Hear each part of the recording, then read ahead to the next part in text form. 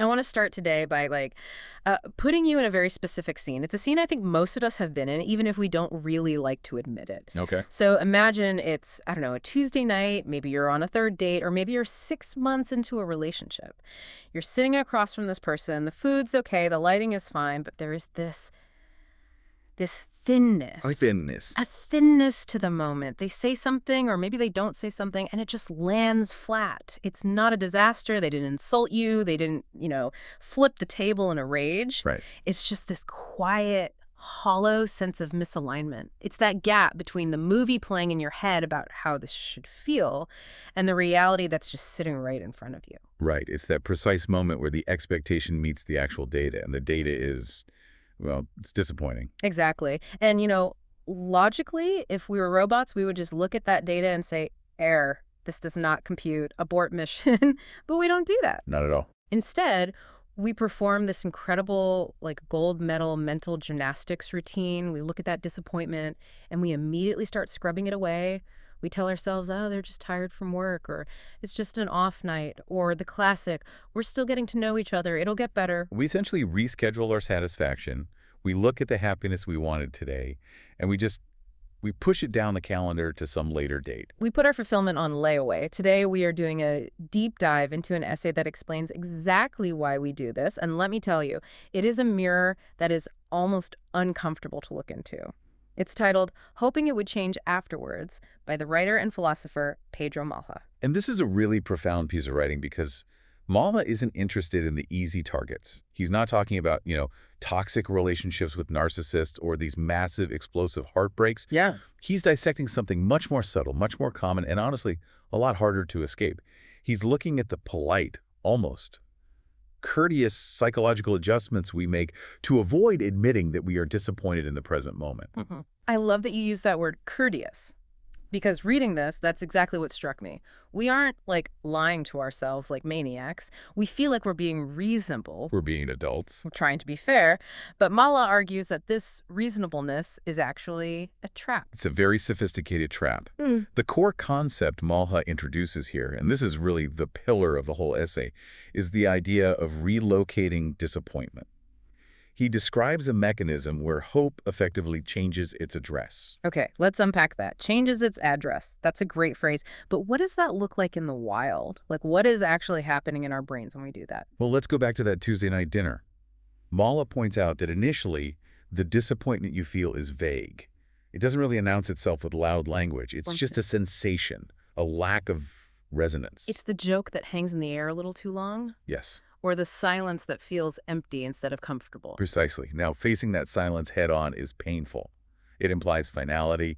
It implies failure. It implies you have to go back on the dating apps. Ugh. Yeah.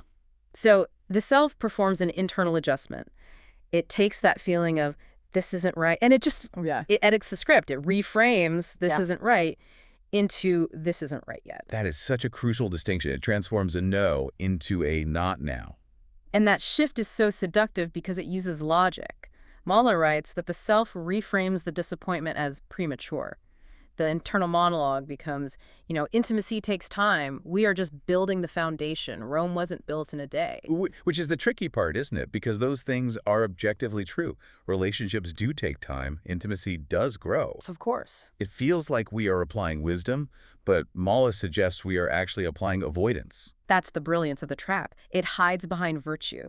But Malha identifies a specific energy underneath that logic. He calls it the forward lean. The forward lean. I highlighted that part in my notes 3 times. It's such a visceral image, it makes me think of someone physically tilting over a ledge. It is. He's arguing that this state of waiting isn't passive. You aren't just sitting back and observing. You are actively projecting energy into the future. You turn the future into a kind of container for everything that is missing right now. So if I'm not feeling connected today, I don't look at the lack of connection today. I look at next month, or the holiday we booked, or some imaginary version of us 6 months from now, and I decide that's where the connection lives. Exactly. The self convinces itself that with time, with repetition, with more shared experience, the situation will soften or mature into alignment. The belief is that the awkwardness now is just a stepping stone. It's the rough draft. It's the rough draft, and you're just convincing yourself the published novel will be a masterpiece. It's like we're building a house, and the foundation is shaky, the walls are crooked, but we keep saying, well, once we get the fancy roof on, the walls will straighten themselves out. That's a great analogy. And Malha makes a point that the self doesn't necessarily think the other person needs to change their whole personality. It's not usually, I need you to be a different human. It's more that the situation just needs to deepen. Right, that the conditions just need to be right for the magic to happen. Exactly. And this brings us to the trap of reasonableness, which is probably the part of the essay that made me feel the most seen. Because when we do this, we don't feel like we're living in a fantasy world. We feel measured. It feels incredibly adult, doesn't it? Malha emphasizes that this hope doesn't present itself as a delusion. It wraps itself in these general truths. Truths like people take time to open up or intimacy grows slowly. Those are things we hear all the time. They're practically the commandments of modern dating. They are. And they provide excellent cover. Malha talks about a social language that supports this deferral. We have these cultural narratives about patience, about not rushing to judgment, about working on things. These narratives make postponement feel virtuous. Right. If you leave at the first sign of trouble, society calls you flighty or says you have commitment issues. But if you stay and wait, you're patient and understanding. You're a good partner. Exactly. And that's where the blur happens. Malha argues it becomes very difficult to distinguish between being generous to a partner and what he calls self-silencing. Self-silencing. Ooh, that hits hard. It's a heavy concept. You tell yourself you are giving the other person space to open up. You're giving them the benefit of the doubt. But in reality, you might just be hiding the fact that you are deferring your own needs. You are silencing the part of you that is hungry for more in the hopes that if you stay quiet long enough, you'll eventually be fed. It forces you to ask a really uncomfortable question. Am I being kind or am I just paralyzed? And the tragedy, as Malha notes, is that beneath all this reasonableness, the self has already noticed the absence. The disappointment happened. It was felt. You saw it. But instead of holding it and examining it, you just relocated it to the future. No. The essay shifts gears a bit here and zooms in on the specific area where this dynamic plays out most intensely, and that is sex. Yes. This is a huge part of Malha's argument. He suggests that sex often becomes the primary site where this change is expected to happen through repetition. It's this idea that, okay, maybe the conversation is a bit stilted, maybe we don't have that intellectual spark, but if we can just connect physically, everything else will click into place. It's the Hail Mary pass. Or even more specifically, if the sex itself feels a bit off, the self treats the encounter as a rehearsal. A rehearsal, so the intimacy isn't real yet. In the mind of the person who's waiting, no. Each encounter is treated as provisional.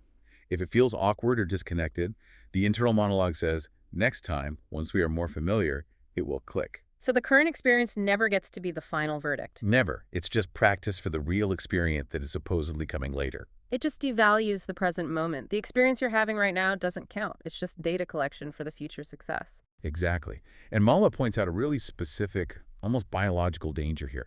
The misinterpretation of what happens after intimacy. The aftermath. Yes. He talks about the afterglow, or just the quiet that follows intensity.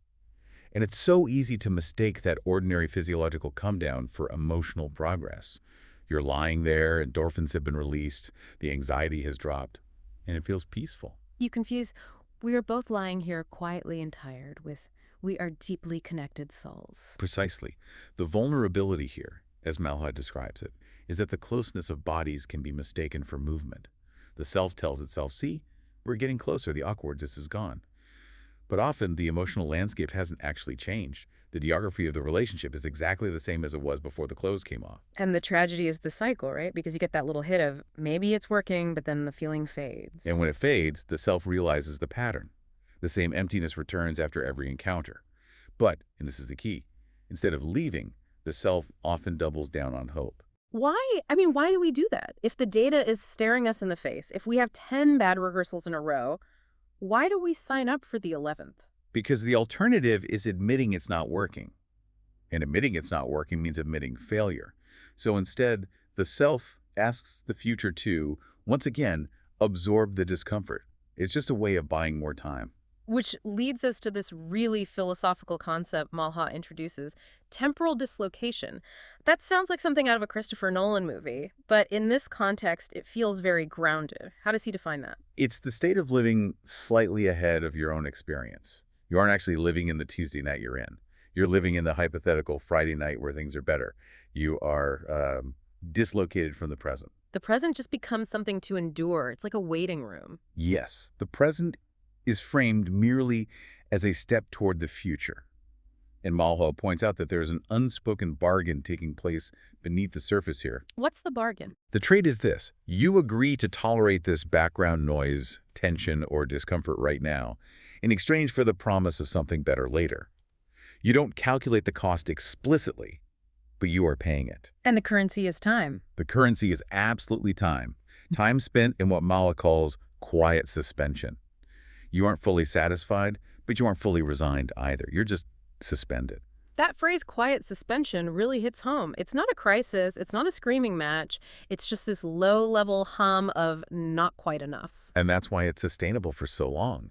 If it were a crisis, your survival instincts would kick in and you'd leave. You'd run. But because it's just a low-level tension, it becomes familiar. It shapes your emotional landscape without ever becoming painful enough to force a decision. You can live in quiet suspension for years. Years. That is terrifying. But I think a lot of listeners might be wondering, why do we do it to ourselves? Is it just fear of being alone? Is it just that we're scared to go back to square one? Mala suggests it goes deeper than that. It's about maintaining a coherent sense of self. Well, think about the story you tell yourself about who you are. I am a person who values connection. I am a person who doesn't quit easily. I am a person with good judgment. To admit that the present moment is insufficient, and that it has been for a while, requires admitting that you are staying in a situation that doesn't meet your own needs. It feels destabilizing. It feels like you're letting yourself down. Exactly. So hope becomes a defense mechanism. Hope allows you to tell yourself a story where you aren't settling. You aren't a person who stays in bad relationships. You're a person who is being patient for a great one. The future becomes the justification for the present suffering. It protects the ego. Man, that's deep. It's protecting the narrative of who you are. I'm not a victim of a bad relationship. I'm an investor in a future one. Perfectly put. You're an investor. Now, I want to make sure we touch on something Maha is very clear about in the essay. It would be very easy to paint the other person as a monster here, the partner who isn't delivering. But he says that's not usually the case. No, and that's crucial for understanding this whole dynamic. Yeah. Malha explicitly states there is often no clear villain. The other person isn't necessarily misleading you. They aren't, twirling a mustache and promising marriage while secretly planning to bolt. They aren't gaslighting you. Not at all. They're just being themselves. And that self just happens to not align with yours. Right. And the self, the person doing the hoping, isn't consciously lying either. So it's the ambiguity that keeps it alive. Yes. The dynamic is sustained by that space between intention and outcome. And, this is important, it's also sustained by fleeting rewards. The breadcrumbs. The breadcrumbs. The moments where the hope actually seems justified. Mullen mentions things like a deeper conversation over wine, or a moment of unexpected tenderness, or a joke that just lands perfectly. And you grab onto those moments like a life raft. You say, see, there it is. That's the thing I've been waiting for. The construction is finally working. Right. Those moments serve as evidence that resets the clock on the waiting game. They don't reconfigure the underlying pattern, the emptiness usually returns the next day, but they are enough to keep the future alive. Mahler writes something like, "The self does not need certainty. It only needs possibility." As long as there's a 1% chance, the brain will hang in there. It's like gambling. You lose 10 hands, but you win one, and you think, my luck is turning. It is exactly like gambling. It's intermittent reinforcement. So how does this end? Does Malha give us a neat resolution? Do we just wake up one morning and snap out of it? He stays very true to reality here. He doesn't offer some clean Hollywood ending. He says there's no single arc. Some people leave, some stay, some people just adjust their expectations downward until the absence hurts less. That's the saddest outcome, I think. Just getting used to the hunger. Just deciding that quiet suspension is good enough. It is heartbreaking. He notes that eventually, the self might realize the future just keeps receding. You look up and realize you've been waiting for months or years. But even then, hope doesn't always collapse. Sometimes it just moves again. It gets pushed slightly further forward into another imagined later. Maybe when we move in together. Maybe when we get married. It's incredibly resilient, this hope. It's almost a survival instinct gone wrong. It is. Because, as Molla says, it arises from a deeply human reluctance to accept finality. To acknowledge that things won't change is to acknowledge an ending. And endings are painful. They're like small deaths. So, to wrap this up, the central tragedy Mala is describing isn't a breakup. It isn't the fight. It's the waiting itself. The tragedy is the lost time. The tragedy is that the disappointment you felt at the very beginning, it was never erased. It was just asked to wait. It remains, as he puts it, suspended in a future that never quite arrives. It's a sobering read, but I think it's also incredibly validating if you've ever been in that quiet suspension. It makes you feel less crazy. Absolutely. It helps you see the mechanics of your own heart. And once you see the mechanism, once you see the forward lean and the temporal dislocation, it's much harder to keep doing it to yourself. I want to leave our listeners with a thought that really stuck with me from reading this.